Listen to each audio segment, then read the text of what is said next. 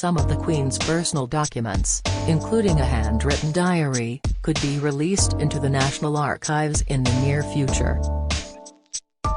The caveat is that any documents considered too sensitive or personal will remain confidential under the discretion of the King, who has selected a fascinating choice as proofreader. Sifting through the private papers must be done with the greatest confidentiality, considering they contain the Queen's most personal feelings and reflections, and the King has somewhat shockingly delegated the job to a retired footman affectionately referred to as Tall Paul. Paul Wybrew, who towers at 6 feet 4 inches, was in the Queen's service for 44 years as one of a few loyal staff who were with her in her final days at Balmoral. In 1982 he wrestled Michael Fagan to the ground and escorted him out of Buckingham Palace after he broke into the Queen's bedroom. However, to the wider public, Tall Paul is most renowned for featuring in the James Bond sketch for the London 2012 Olympics opening ceremony. Don't miss. Plot to kidnap Princess Anne in 1974 exposed in new Channel 4 documentary. Latest, in the skit the page introduces Daniel Craig at Buckingham Palace by simply saying, "Mr. Bond, Your Majesty," as the Queen was writing a letter at her desk. Mr. Wybrew, who is in his early 60s, now has the role of sorting all the notes within the desk, and a few more elsewhere, Mail Online reports. Paul now spends 2 days a week of his retirement scrutinizing each priceless document. While the Queen said she kept a diary, she confirmed it was far less detailed than that of her great-great-grandmother, Queen Victoria. Regardless, the document's contents could offer some fascinating reflections about topics varying from politics to private family life. One source commented, "For this task, King Charles needed someone he could trust, someone he could be sure would never breathe a word of whatever he came across." Tall Paul is the legacy man, the keeper of the Queen's secrets. There is no one else that the King would have trusted with such a big job. This is the ultimate reward for his loyalty.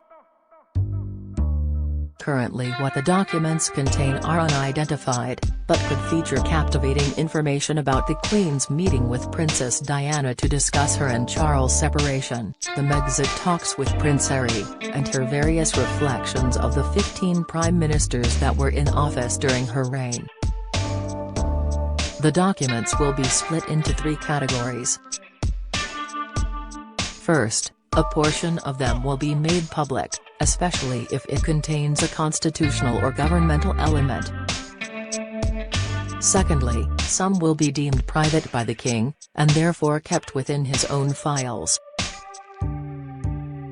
Finally, some will be somewhere in the middle, so will be filed within Windsor Castle Library's restricted archives to be shown just to a handful of academics at their request.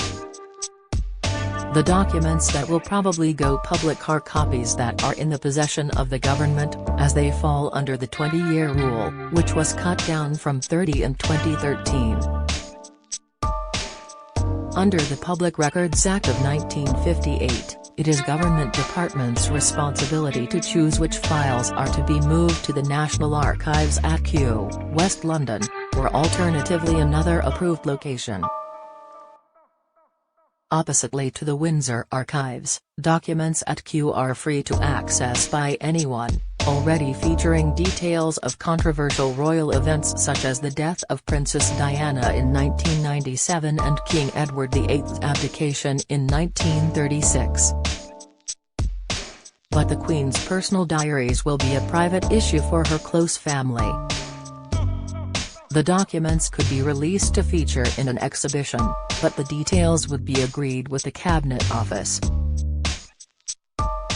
If an arrangement was reached, they would be kept by the Royal Collection Trust, which controls royal exhibition files.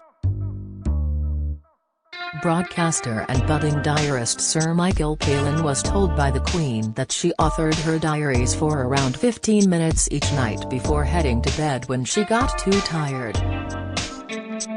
She told the then Bishop of Chelmsford in a documentary, "I keep a diary, but not like Queen Victoria's. It's quite small. Don't miss." Princess Anne gave ex-husband scathing look when asked about divorce claims. Latest, the cleric questioned, "But you write it in your own hand?" "Oh yes," Elizabeth responded, before quipping, "Well, I can't write it any other way." Queen Victoria took things a step or two further than her great-great-granddaughter, writing an estimated 2,500 words a day in letters and journals stretching to 122 volumes. However, her daughter Beatrice destroyed sections she felt were too personal after she had passed away. Alongside handwritten diaries, the Queen's files include collections of letters which discuss nearly every imaginable subject and also include early exchanges between her and eventual husband Prince Philip.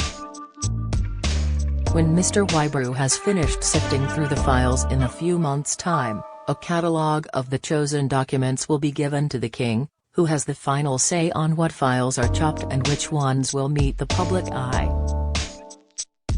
As payment for his efforts, Paul has been gifted lifelong leave to continue his retirement in a lodge cottage on the Windsor Castle estate. The aide was reportedly very pleasantly surprised at receiving a very good payoff by palace standards following Elizabeth II's passing. It is said that Mr. Wybrew proved his commitment to the Queen as her health declined by leading the palace team in keeping a stiff upper lip. A source close to the subject said, "At one point, Paul had to whisk others off in case Princess Anne saw them making a fuss." Mr. Wybrew was given special tasks by the Queen when her health failed, with an insider revealing he had to contact former aides before she died. One of which was Paul Burrell, the other Paul, who began working for the Queen at a similar time as Tall Paul, but had a drastically different temperament. The content of Burrell's message remains unknown, although it is said she was just attempting to set her affairs in order. Mr. Wybrew's company in Windsor is very heartening for the King according to palace insiders, particularly after his long-term aide Michael Fawcett was forced out of his involvement with the Prince's Foundation due to a cash for honours humiliation. Following murmurings that his private secretary Clive Alderton may make his way back to the Foreign Office, the King's team is set for a shuffle and some new faces. The King is reportedly going to hire 2 people of colour to promote diversity in the upper echelons of the palace. The legacy of the travelling exhibition of numerous of Diana's personal possessions after her passing seems to have weighed on the King, who is believed to be set on warranting that his mother's belongings are protected effectively.